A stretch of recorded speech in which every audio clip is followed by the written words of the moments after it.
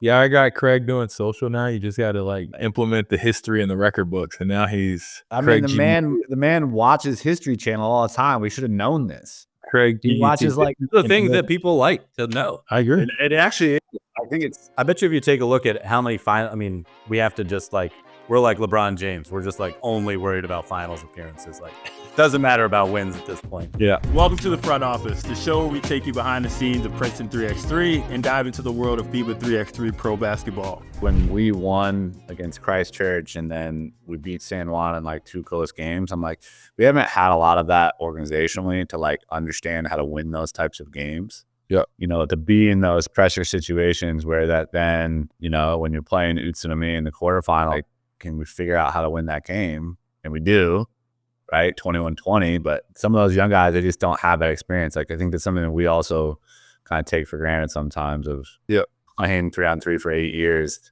of being. We've had a lot of close games this year. Now, I'm not saying that they've all been a part of it. We didn't win them. And I know that's part of the maturation, but like you got to figure out a way to win them. Like there were a lot of decisions in those games that we would probably Take back. Yeah.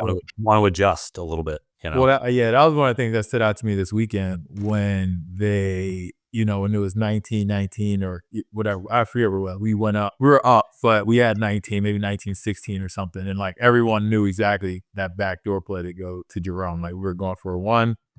We're getting into something like Ty calls it from the bench. That is a difference that we didn't have earlier in the season. yeah, I was definitely proud of the guys how they finished games. I mean, Jerome ended up making all 3 baskets. They kind of found a way to utilize him. I think it was Henry and thinking of the plays and putting people in position. But again, as you said, Damon, like Utsunamiya, we foul a 2-point shooter, 19-19. We could have gone the other way. So I'm glad that it didn't. And when it got to 2020, we didn't just settle for a shot one-on-one. It was like we got to a play where we could get a layup for Jerome. And, in 3x3, like you said, like you can kind of always count on bad officiating. Sometimes it goes in your favor. Sometimes it that's doesn't. what Henry said. I didn't foul him. I was like, well, Exactly. And when, I saw somebody in the comments about the officiating, kind of going our favor in the championship. So like, you can always kind of depend on it. Again, like I'm proud of how they're kind of withstanding some of that stuff, not losing their head, kind of staying composed and stuff. So backdoors to win games is always. Supposedly John texted Henry like very excited. So yeah. Good. I was about to say that's the John Rogers special. You end the game on a back door. That's like a money ball, Yeah, it is a Princeton money ball. Well, I think maybe thought that as like a bonus or something like that. Everybody gets like $50. You end the game on that. The point that you brought up, Z, about like figuring out how to like get Austin to mesh in and like all these things. It's like time. It's crazy to think about this in just relative time aspects now that this is like the 8th professional season. Like how much time we had together gelling versus like putting a new roster together with new players that have never played and expecting them to have the same like cohesion that we had. And I think that's where like we organizationally have to think about those types of things when we're bringing players in, because it's such an understated thing, like the looks and the communication and the body language, like knowing that, all right, if you're frustrated, it doesn't matter, like you're still going to perform, or like you have to talk to somebody, like all those things kind of like come into play. And thinking about, all right, we have Justin, we're adding him in. He just had probably the best case scenario of events for his starting 3-on-3 career, got on a world tour, lost in the finals, and then like basically redeemed himself. How do we continue to incorporate that to make sure that personalities fit and the team continues to grow? Like, I think that's always going to be an organizational challenge, and like how we approach that. Yeah, I know. I think that like the things, having people come out to San Francisco, or if it's New York eventually because we're going to Europe. Like, yeah, Justin's coming out here. I think before Hong Kong, he said he's going to be here. So I'm going to try to get some workouts with him and get some shots out. So like Austin coming out to San Francisco before he goes, like feeling better, since he hasn't played in 3 or 4 or 5 tournaments or something, having him like kind of relearn the offense or kind of adjust to what you guys have tinkered with will be important. But those are things that we need to just continue. Like And hopefully if you're in the top 10, you can build a schedule that isn't as like so helter skelter on like just grabbing as many events as possible. And you can like actually build a schedule and have like, okay, this is going to be the designated times we can meet because, these are points in the season we feel like we can do that. Yeah. So, Craig, when you sent that summary of the standings and the points, did that take into consideration Ulaanbaatar's in Manama? It takes into everybody. So the one I sent this morning is everything. Okay. So, I mean, we're not like basically, if you look at their last event that counts for both Lausanne and Ulaanbaatar, if they finish higher than 7th place in a world tour, they'll probably go up 25, 30,000 and potentially Lausanne will pass us, and Ulaanbaatar has potential if they get like 5th or 6th to pass us. Yeah. I think if we can get to 1.7, if we can pass Partizan, we're in pretty good shape. That's huge. How far are we from top 8? Far. There's a big gap between. There's like the 8th of like Le Mans is like 1.9, which is out of reach for us. That's all I reach. Unless we win a world tour. And then after that, 7 through 2 is like between 2.4 and 2.2. Like it's a cluster. Yeah, those are jumbo. Whenever someone's event comes off or a team plays well, like Paris will go from 2 to 5. Wifla jump up to 2 recently. Amsterdam had fallen down a little bit. I mean, there's a huge cluster of teams. Jumped like 3 to 6. Miami's falling off a bunch. Yeah. Rondavaris is probably the lowest of those, but Rondavaris, Miami, Vienna, Rifa, and Paris are like that next cluster. And you got to win World Tour to be a part of that cluster. And you got to have all your events, be like a combined 200,000 and above. And you need some 300,000 of events. We have one 300,000 and then it goes down. We're in, like above 200 for everyone, except we have one that's like 196. So it's pretty impressive, but like you got to get semifinals at World Tours. If you do that, then you can give yourself a chance. Right now, a challenger win gets you about 245 to 250,000 points, and a second place gets you like 200, 210,000 points. Yeah. So it's really, you're stuck at like 1.5, 1.6, 1.7 with challengers counting for you, which we have 5 challenger finals counting for us. The world tours are what's going to make it. Are what's really going on here. What's going to happen with like Cream, Jimmer, and Canyon not playing? Like, is anything going to happen to Miami for them not playing in their events? I don't think so. As a patron team? I just was curious. I was trying to think. I think that, I don't know if there has to, I think at the end of your season, you have to designate 2 players that are on the roster. I don't think they have to have played 9 events. Yeah. But if you like, so next year, Dylan and one other person, most likely, whoever they decide to be on Miami, have to stay on the roster for 9 events. Like they can't take Jimmer off. They can take him off now, but they don't. That's what I'm saying. So theoretically, the guys from last year, wouldn't 2 of them need to play in 9 events? They needed to keep those guys on until the team played in 9 events. Oh, played in 9 events. They have to play in 9 events. Okay. Yeah. I mean, I'm kind of, so Damon, I don't know if I told you, but they asked me to do AmeriCup. Oh yeah. How's that going? And really, I told Jay, like, I was like, depends on your roster. Yeah, who are they going to take? Are they going to take young guys? You taking the U23s? Well, that's what I said. I said, if you're going to bring U23 guys, I don't think I'm the guy for you. Like, I don't want to teach rules. Like, I don't want to teach that stuff. Like, if you're trying to build a program, I think guys need to be rewarded for having been a part of this. There's specifically some guys that, went around all over the country, didn't get to go to the Olympics that should be on the team, basically saying Henry. And basically Mitch. I was like, I personally think you should have one of the Olympians on the team. And the only one playing right now is Dylan. So there's some continuity. And then I think Mitch and Henry deserve it. And then you can figure it out. If you want to bring Charlie Brown Jr., Keaton Wallace, like somebody like that, then I wouldn't be opposed to it. But it has to be something where I feel like there's a program building that I can be a part of. I can get on board with that. But if you're just going to bring G League guys, like I'm not the guy for you. And I think Jay is leaning towards that stuff. I think he's tired. Like look at the landscape of US 3-on-3 right now, right? There's not one single G League guy playing anymore, right? From their list of guys that have played for Washington, D.C., Austin Butler is the only one still playing. I mean, look, we already saying that like he can get tempted very easily. But yeah, I mean, guys are talented, but like it goes against what 3x3 is. Like and what the G League is. Like guys are trying to make the NBA. Like all of this, like you're always going to be constantly butting heads and trying to make exceptions and like teaching guys the rules. And like that's not what matters in 3x3. You need continuity and you need guys that are playing. That like so everything. I think what's going to happen just because of how they've been playing is I think it's going to be Mitch, Parrott, Yeah. Dylan, Henry. And I would have made a case to try and get one more Princeton guy on there, but at the time, like the only guy that was good enough and like committed was you, Damon, and I wasn't going to put you. I'm not going to put Ty up. Justin hadn't played an event, and Jerome's Canadian. So I was like, all right, well. Yeah. Yeah, wait, is Jerome gonna play? I don't know if Canada has invited him, but I'd be shocked. He's got to be leading the country in points, right? He's second to Sir. Yeah, I was gonna say Sir might still sneak. Yeah. So, I mean, really, I'm going to use that time with Jay to like hunker down with him over the time and be like, Jay. Well, I just saw they released the women's like names. Yeah, the pool. Yeah. So they're going to Phoenix because they actually have to pick a team still. I think because it's going to be mostly 3-on-3 players playing for the men, they're just sending the guys to San Juan. I like they got a good group of ladies. I think that could be a good. They got some people in there I think could buy in. I mean, who knows? I mean, I just briefly looked at it and it looked like they had like 6 4s.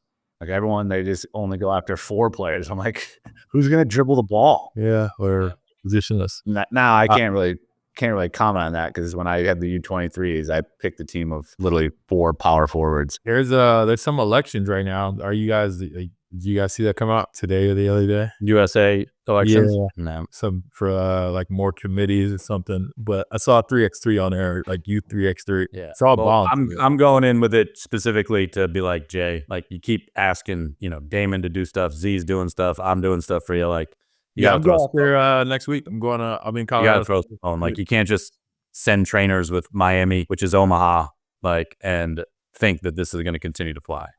So a real conversation about budget. Unfortunately, I've kind of taken the stance of like, I'm only going to help USA basketball if it's in aligns with my self-interests. As you should. And that I'm only doing it basically right now because I want to make sure Henry's on the team. Yeah. And then I do want to do U23 stuff for us.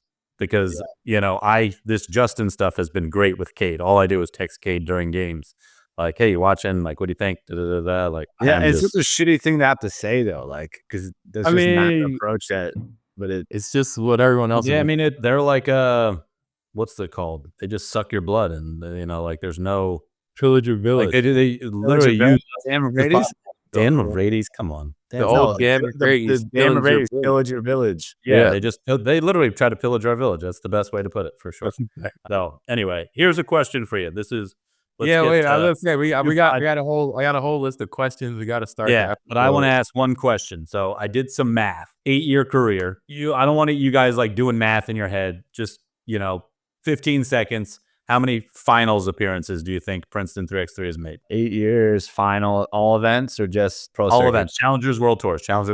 No hoop it ups or no. Okay. All right. I couldn't even find all that information, probably.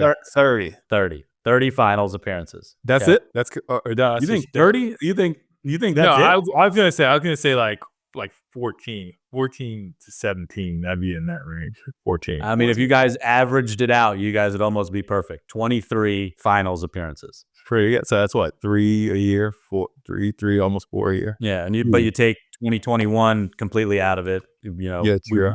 We actually won a challenger in that one, but 2020 was completely out of it. How many wins do we have? You guys know that? 23 finals appearances, 19 second place finishes. 8 first place finishes, 15 second place finishes. Yeah, that's better than I thought, actually. Yeah.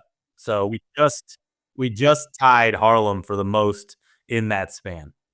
So okay. Harlem has 8. They haven't won one since 2019. They won 1 in 2018 and 7 in 2019. Wow. Yeah, they went crazy. They won one every single year except 2020, where we only played in one event, and 2022, where we finished third like 3 times. Wow. 3 or 4 times. Crazy. And so we won one. We won 3 in 2018. The record books. Yeah. 3 in 2018, 1 in 2019, 1 in 2021, 1 in 2023, and then 2 this year. What other fun facts you got for us? How many do you think Damon was a part of? How many do you think Damon was a part of? 22. No, not the finals appearance, the wins. I don't have the finals appearances, but I think I can estimate that one too. How many of those, 24 was he a part of, you said? 23. 23. How many finals appearances do you think he was a part of? I think I have the number correct. I would 21. say 21. No, there was one time where that was you. You were with us on that. Jeju? Yeah, 22. 20. Everyone but yesterday. No, 2020. Jeju. Oh yeah, and you there's weren't. one in France. Jeju, we lost like immediately. Sergi, we won. That's the first challenger we ever won without Damon. Okay. Yeah. And yesterday, and then Jeju, or no, was that Jeju was the one we didn't get out of the qualifying draw. NJ. We got jobbed. That one was crazy. Scored like 14. That tournament came out. We interviewed Robbie too. We talked to Robbie. Yeah. Robbie just lost it. Yeah, that was a crazy tournament. He went all Kim Jong on in the career, man. Yeah. So Miami has 6. Harlem has 8 total wins. Harlem has the second most finals appearances at 13. Miami has 11. Omaha has 1 win with 2 finals appearances. We have 8 with 23. That's sweet. We should publish that. Thinking at the end of the season, we kind of do a memory of just like a celebration of the season. And it's like, let's have pictures of every national championship we have, all 4. Let's have pictures of every Challenger World Tour win we've had, and show the rosters and kind of give a little homage to that stuff. Yeah, I got Craig doing social now. You just got to implement the history in the record books, and now he's. The man watches History Channel all the time. We should have known this. Craig, he watches the things that people like to know. I agree. It actually is. I think it's. I bet you if you take a look at how many we have to just we're like LeBron James. We're just only worried about finals appearances. Doesn't matter about wins at this point. Yeah. If you take that, I bet you we're pretty high in all time. If you guys watched Manama, they just kept talking about Kojic becoming second all time in scoring. Well, one, I'd like to know where all of our players are, specifically Damon, because he's our highest in that list. He's got to be pretty high. But 2, looking at wins total, obviously there's, we might even be ahead of an Oob, or maybe a little bit less, just because they've had a couple good years and they play a lot. But because those teams haven't been around that long, right? Maybe they play a lot of games though. Oob, I'm gonna play 90 games last year. Yeah. And sometimes they go 80% in win percent. Yeah, no, I would. They go 2-0 every pool play. Speaking of record to milestones, though, Damon, I think you're just 5 points away from hitting 1,000 with Princeton. So 1 point away. 1 point away. He's just 1 point away now. Yeah. Yep. Wow. Craig told me. Yeah. So that's huge. What does this milestone mean to you as the longest tenured player in Princeton 3x3 history? The version of me that would naturally come out would be I don't really think about milestones or things like that when you're playing. You're just always trying to put your team in the best position to win and succeed. And this is just kind of a byproduct of all of the effort that all of us have done. I don't necessarily think of it as special. But the non, else he's done. The non, how do I want to say this? The part of me that is also proud of that moment is holy shit. I think it's a longevity thing. Just continuing to show up and to try and push yourself to play. And, Craig's been a big part of that, being you're not done playing. And it's something that goes underappreciated. So Craig, thank you for always pushing me, but it is hard. And I think that's the thing that I'm most proud about is sure, 1,000 points is cool, but to still get up and fly and play and can say at the end of the day that I still tried my hardest. Sounds dumb, but that's more of where I am lean. And if you had a shot that you could get 1,000 points on, what would it be? Probably center forward, just for the sake of Princeton, or a point screen away double backdoor. I scored a lot of points in college off point screen away double, and that was kind of the one that I always thought I could get a backdoor on. I don't know, it's harder to cut these days, partly because I get tired. If I have to sprint that far and I don't get it. Yeah, I know. Because then you got to sprint all the way back to the 3-point line to defend. Or you end up getting stuck underneath the basket, and then there was a play in the San Juan game where I got switched onto Aliande, and he posted me up, and it just felt like a 5-second post up, and I was so tired from wrestling him, just holding him down. I was I think I sat out 2 cycles after that. It was a wrap. I was dead ball, I'm staying out. You guys stay. Yeah, it happens. I've been there.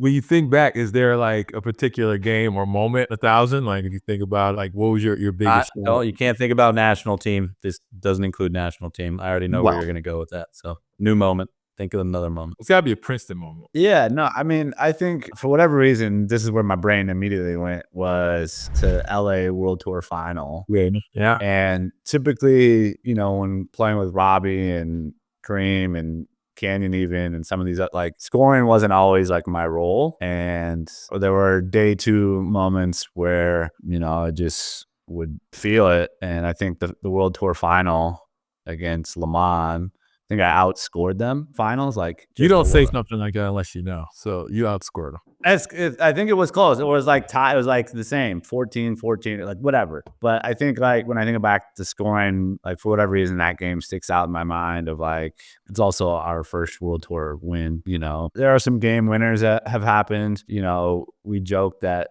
the game against San Juan, beating them in the semifinals, was maybe one of the bigger games in Princeton history, just because of the implications of knocking them out of the World Tour final and kind of securing our spot this season. So, I mean, anytime you can hit a game winner, that's always cool. Yeah, you got a couple. 12 points in the final. Le Mans had 11. Okay, Craig.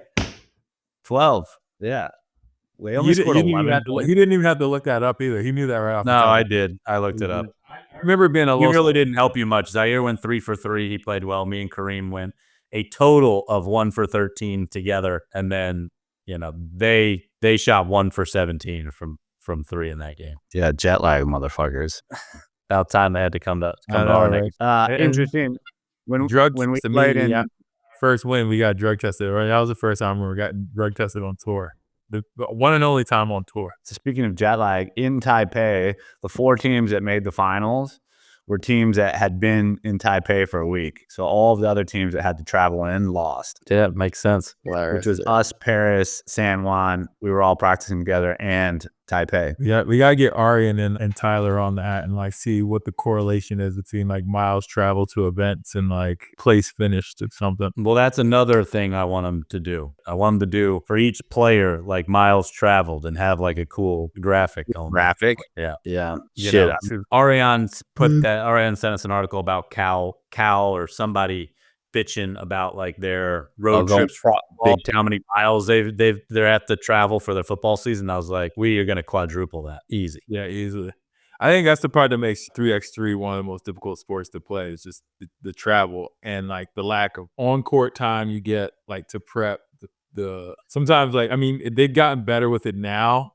And like better being like you might get 2 minutes to warm up before, and like you might actually get to practice for 15 minutes on the court you're going to play on. But, you know, there was a lot of times where we would show up and you might not shoot on the court that you're going to play on until the game starts.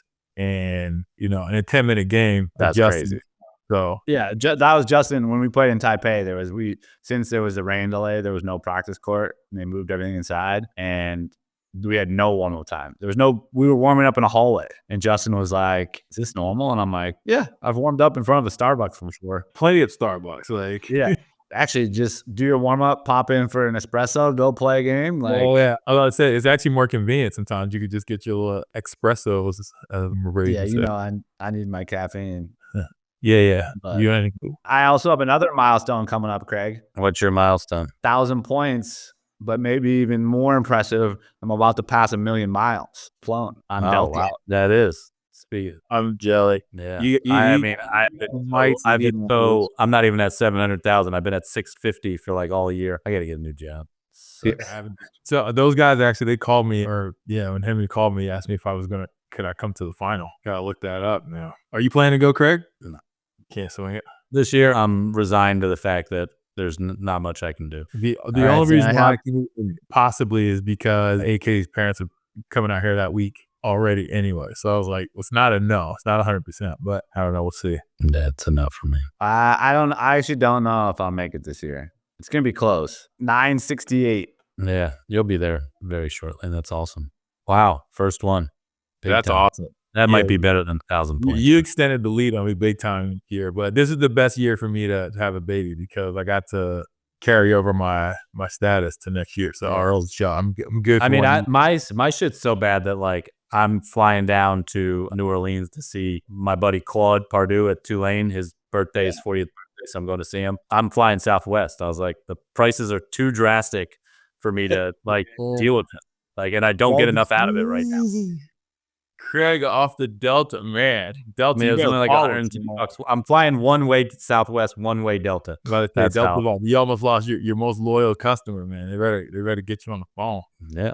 What do you think is the biggest difference, Damon, from 2017, 2018 starting to now in terms of 3x3, just the ecosystem? I would say the quality of teams from top to bottom. I think, in 2017, we probably had teams, I'm trying to think back, that were like just starting or didn't have a lot of experience. And now, doesn't matter. I would say any of the teams in the top 25, you have to come ready to play. Like there's no real like easy games, whereas before in 2017, you'd have some challengers where you might not have a tough game until the semifinals. I mean, you still got to show up and play. Like, the quality of professional teams is just, in my opinion, gone up. Yeah, well, I think there's a lot more practice time around it. There's a lot more, like, people are coming ready. Like, even back then, there were probably the players might have been similar in terms of skill level, but they just didn't have a lot of experience. They didn't have a lot of training. So you'd come against a well-trained team like we were, and we were able to kind of insert our will on teams most of the time. Yeah. Whereas like, even you run into a team from Japan that you've never heard of, but they've been playing in the Japanese 3-on-3 league all year round and have probably played as many games as anyone this calendar year. And they're not in the top 25, but it's a 2-point game. Or, there's a lot of teams, like you said, a lot of professionalism in the sport, between professional leagues, federations backing teams and really supporting that development. Like you see the development from the Dutch and the French, and, two teams won a gold medal and a silver medal, and they've had 8 to 12 guys over the last 4 years, like grinding it out, playing in same guys, and so it's just raised the level definitely in terms of play. The strategy has changed a lot, which I always find very interesting. I think, teams are always ahead of the refereeing. They're always manipulating the reps because of points of emphasis. And so you see what plays work based on how the game is called, posting up in transition, how you can screen. And it's not so much screen or roll anymore. It's like screen and block. It's like screening, but yeah, you're just like screening spaces. That's always been, I think, something that's really changed. So to answer your question, what I think has changed most since 2017 is just the overall level of teams and professionalism in the top 25. Like there's no easy games. You gotta always come prepared. And then just the ever evolving strategy. I think people are always finding new actions to get good shots, new actions to like put people in tough spots defensively, including the referees. I think a lot of teams really do a good job of manipulating them and confusing them. Don't like to use the word trick, but refs get tricked a lot, fouling, flopping, grabbing, not grabbing, all of those things. And it's part of the game, but those things have definitely changed. And to be fair, I think you're someone who knows how to adjust and use that to your advantage too. Yeah, yeah. I think the part that I wish teams that did this also had the ability to play straight up, and I think that's where like we've done well is that when things go, like when the refs just decide to swallow the whistle, like we can still play defense the right way and do some things. I don't know. Yeah. I mean, of course, I have my tricks. What do you think the biggest difference is, or maybe what the hardest thing has been for you adjusting? I mean, you're the last Mohican, you're the last guy hanging on, playing, being successful still. What's been the hardest thing for you to deal with like the transition of roster? It's been a kind of a 2-3 year process, but we're starting to have like a pretty good core as we did when we first started. Kind of what's been the most challenging thing to kind of overcome mentally, and obviously physically you're aging, but I guess mentally what's been the hardest thing to adjust to? I think when you think about adjustments with new rosters this year specifically, like I'll use Henry for example. Last year so much of the game happened so quickly, and you have to be making adjustments and reads and how teams are guarding you, and like, all right, hey, we want to run this play. When you're setting the screen, you got to do it on this angle with this timing because of how they're switching. Right. And so it's really hard to communicate that with guys that you haven't played with before, because the way that we play at Princeton, there's a very specific language of how we cut, how we move, actions that we're trying to get to. And to get people to understand that quickly, it almost has to be like a quarterback play call where we're like point screen away, double on the second action, pause a half a second, right? Or whatever it is. And this year, I'm finally getting to that point where with Henry, we can call plays from like 5 tournaments ago and be like, hey, let's run this option of down screen or point screen away, or, and then it's easier to get everyone else on board when you have 2 or 3 guys that like already grasp it. So I think that's the biggest adjustment from last year to this year, is that now having Henry like kind of fully on board, it makes it easier to integrate the new guys, which is usually the hardest part. So like the mental aspect of that was probably frustrating at times when you can't get your point across in between breaths because you're so tired. Because you only have like 20 seconds, and usually I'm trying to sit down. That was one of the reasons I knew Henry would be really good at 3x3. Obviously, he's talented and all that stuff, but the way you and him would like go on these, like thinking of all these like wrinkles and options, refusals of certain plays and stuff, you guys would get real down in. So you'd be the 2, and then I'd be the other guy that once y'all figure it out, Yeah, the same way you and Craig would do before. But it's but with Jerome, Ty, even Justin, Austin, like getting all of those guys on that same page of our language of how we communicate is challenging, because you want to win so badly and you want to execute things properly. And so getting them on the same page quickly, because things happen so fast in 3-on-3, is like, you just got to be. And quickly sometimes isn't quick enough in a 10-minute game. Like, it's like, Yeah.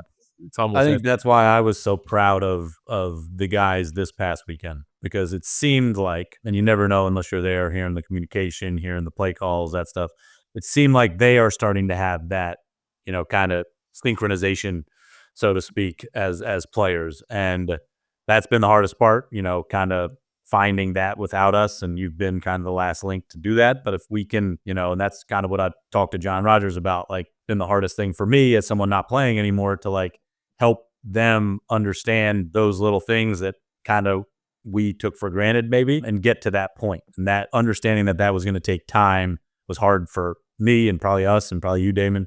But I think that, you like to think after a successful tournament like that, but even the past 3, it seemed like it was taking leaps and bounds that started to turn a corner, which I'm excited about. Yeah. And like what we always talk about is like, they like in corporate, I think about, they say like failing forward, but like not making the same mistakes over and over, or like being able to adjust, like, okay, if we lose, like we're not losing the exact same way. And like, we're figuring out ways to go back and tweak things and then turn those close games into a win. Because like in 3x3, no matter if you're the number 1 team in the world, like you look at UB or Amsterdam, whoever, you always end up in close games, against teams that you might be more talented than or are ranked higher than. You got to figure out a way to win, the majority of those games. So yeah, it's great to see our guys kind of make that jump. But I was going to ask Damon, like, this is the first time that Princeton's won without you in the lineup in, I think, about 2 or 3 years. How did it feel watching from the sidelines? Yeah, well, it's funny because I'm still adjusting from coming back to like time zone wise. So it was great because I was like up early watching the games. Didn't have to like wake up. Yeah. These are bad. Outside of my normal schedule. So, I was up early, and, usually watching the games, I'm more nervous than when I'm there. And so just like getting over that hump, and then, just the everything. This is like, obviously it's awesome that they won, and I'm proud of those guys, and hopefully, we can continue to build on that. But we were actually joking. I told Justin, I was like, yeah, there's not too many times in Princeton history where, we've won money without me there. And he's like, we're going to change that. I'm like, all right, prove me wrong. I would love it if you could prove me wrong. And we won money sometimes, but very rarely do we actually win an event. Or not very rarely. One time. Yeah. We've made finals a couple times. We've won money a couple times, but we've only won one time. Yeah. So, but, learning how to win those games, like you said it, like every fraction, everything matters, especially in tournament play. And that was a conversation that I had with Jerome. I was like, out of Taipei, I was like, you didn't have a water bottle. We played 3 games and I haven't seen you drink any water. You know, like you as a pro have to figure out how to take care of your body. It's like a different format of competition where you warm up, cool down for an hour, warm up, play, cool down for an hour.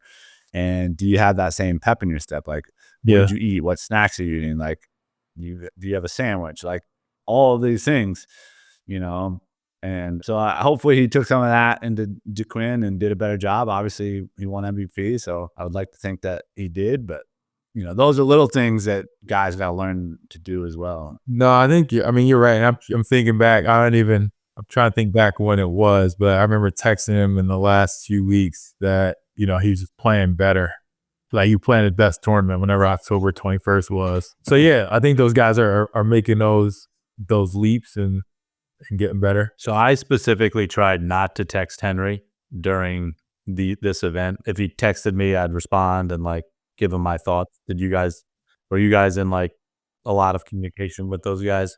Because I think this part of it is us a little, you know, maybe some of the struggles that worries like us hand-holding them too much, and they got to like go figure it out. And so when you weren't there, Damon, I'd like made a point to be like, I'm not going to reach out to you, Henry, unless you reach out to me. He texted me a little bit, just like confirming an idea of how to play defense against the Vermont team, and I was like, that guy took 20.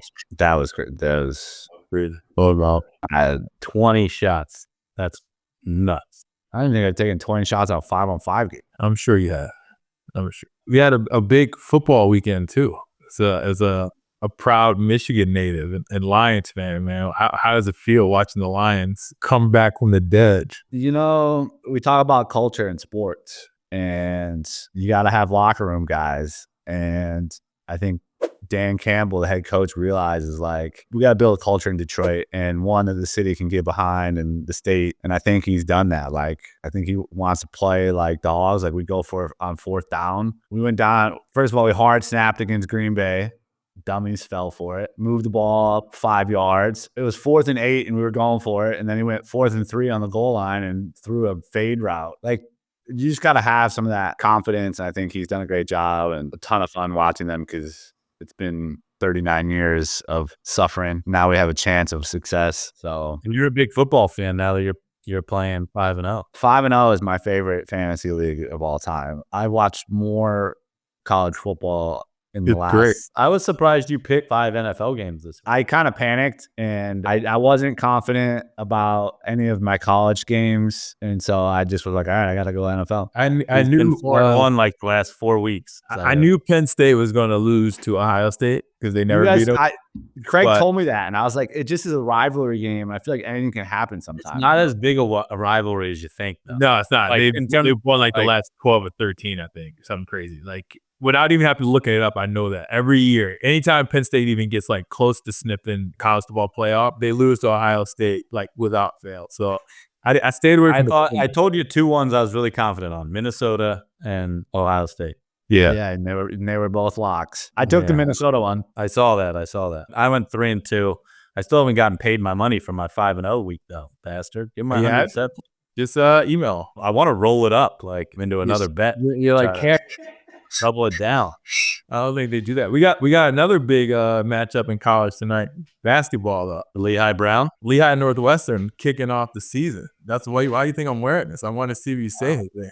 You didn't even know. It's your university. You didn't even know. He had no idea. I did not know. This is your Wildcat. I'm locked in Princeton 3-on-3. If you hadn't noticed, I'm looking up statistics to make sure that we can get into the World Tour final, the top 10 for next year, hopefully. That's my main goal. You also didn't comment on my background. I was waiting for you to say something. You got your diplomas back there. I brought a ball. I got some trophies. These are not my diplomas. Oh, they're my wife's diplomas. I have no idea where my diplomas are. It sounded like my brother, Trevor. I got a pocket. He probably didn't graduate. I actually graduated. See, Lehigh's a smart school. They give you a little laminated version too that you can carry in your wallet. So if you're ever getting like challenged at the bar, you pull out your diploma. All right, Damon. Lightning round. 60 seconds. Wait, I gotta get my old timer ready for you. Okay. As quick as you can, we'll fire off some questions. Ready. Wait, am I the only one answering, or are Craig and I both answering? No, you're the only one answering. I'm not answering. You're the only one answering. This is 60 seconds with Damon. Okay, Okay, 66. here we go. Favorite basketball player growing up? Chauncey Billups. Better feeling, hitting a clutch 2-pointer or making a key defensive stop? Clutch 2-pointer. Favorite city you've ever traveled to for 3x3? Amsterdam. Who's winning Super Bowl this year? Lions. Favorite post-game meal? Ooh, favorite post-game meal. Right now, I like to go to the 7-Eleven in Asia, Japan, Taiwan, Hong Kong, and get their egg sandwiches. I get that immediately after I'm done playing. But then I like to go get ramen. Okay, go to hype song before a game. The meme on the airplanes where everyone's raw dogging it. Just no headphones, no movies, no newspapers. They're just sitting there. That's like me before a basketball game. Just sleeping. I got just silence, just staring straight ahead like a psychopath. All right, dream 3x3 team. Pick any 3 players from any era. Oh, wow. I think you got to go with Shaq. I don't think there's any way that you don't win with Shaq. You just scored on 21 dunks in a row. I don't know. Steph Curry, if they decide to double off of Shaq, and probably this is going to sound crazy, only because I saw a highlight of him today, Manu Ginobili, just for some flair. He would actually be sick. I could see Manu being awesome, just fun to watch. Craig, how about you? I want to hear you answer that last question. NBA players? I mean, I didn't even specify. So, I did that on intentionally to see where I'm gonna do 3-on-3 guys, and I'm gonna do US based players because I give a shit. Oh, 3, it's your show too. you probably give it to the guys that started and won the first World Cup, Damon, Robbie, Kareem. Oh, boo. Let's You go. can have those 3 guys, then All right, I'm going to do a hybrid. Give me Larry Bird. I'm going it's bad back. He can't make it through one tournament. No, I'm going like early career Larry Bird. I would go like Larry, Kawhi, and what point guard be? Like a weird time. I want like a Larry, Kawhi, give me like a Derek Fisher somewhere in there and mix it up. Some threes, some clutch shooting. Yeah, give me that 3. Like a weird, and it's got to be kind of a weird team. I feel like those are the 3x3 teams that do best. I'm gonna do a 3-on-3 team that you can't have the same country, so only one person per country, all 3-on-3 players. So I would go Worthy, Yep. Dejan, Miezis as 3, and I'm trying to think of a 4th now. I don't think you can do Miezis and Worthy, though. They need the Nah. ball too much. It's too much, yeah. I feel like You go- I might go the Bull because he doesn't need the ball from Ulaanbaatar. I like the big guy from Paris, Ramblo, the mullet boy. yeah. He played his ass off in the Olympics. He's very good. He just That'd is be- like good all around player, good defender. He feels like a younger version of. I haven't seen enough of more him. athletic. They've had an and unbelievable fearless. year. He feels like a younger, athletic, more Pukelis. Pukelis could be the one. Pukelis, Worthy, Miezis, Dejan. It's a tough team. Yeah, I think maybe a better question would be: that team, the Novi Sad team that won? They went undefeated on tour that year, right? Yeah. They didn't lose. They didn't lose a game, right? They lost games They lost in games, challengers, not world tours. but not They world went tour. went 32-0 in world tours. I think that would be the question. Like, if you had to form a team of players today to like go and try to like break that record of going 32-0, like what would your 4 be? Is Jimmer still playing? I mean, we're also Quincy Diggs is pretty good. Yeah, but he has tournaments where you forget about him. Yeah. Getting a little long in the tooth. There's not really a lot of big guys. Pukelis is the best big on tour right now. Yeah. Probably has been for the last 2 years. And then probably Rambo, whatever his name is. Barach, I think before his injury was also. So did you know Forts before he was on this version of Antwerp and Riffa? He Yeah. was on like the first version Oh, Fort. of Antwerp. No. It was like him, Silas, and like 2 other guys that like have since been kicked off. But they kicked Forts off. He got fat, and they put him back on the team. He was like super skinny. No. Yeah. Really? 2019, look it up. I don't really care to look up whether or not Forts was fat. He still is fat. He has one of the best. So, Henry's 4th in player value. If he can beat Segala somehow, he gets $5,000. Henry does. Yeah, he's 4th in player value for the whole circuit. Yeah, I'd be top 3. Yeah, it's 10,000, 7,500. Kojic and Donker are so far ahead, it's not even funny. They got the first 2 spots locked up. But Segala, Henry are close. I'll just let Henry get all my rebounds. I think you've already been doing that for a while. He needs to stop missing fucking layups. How about Jerome? First play of one game, going up for a dunk, just like totally botching it.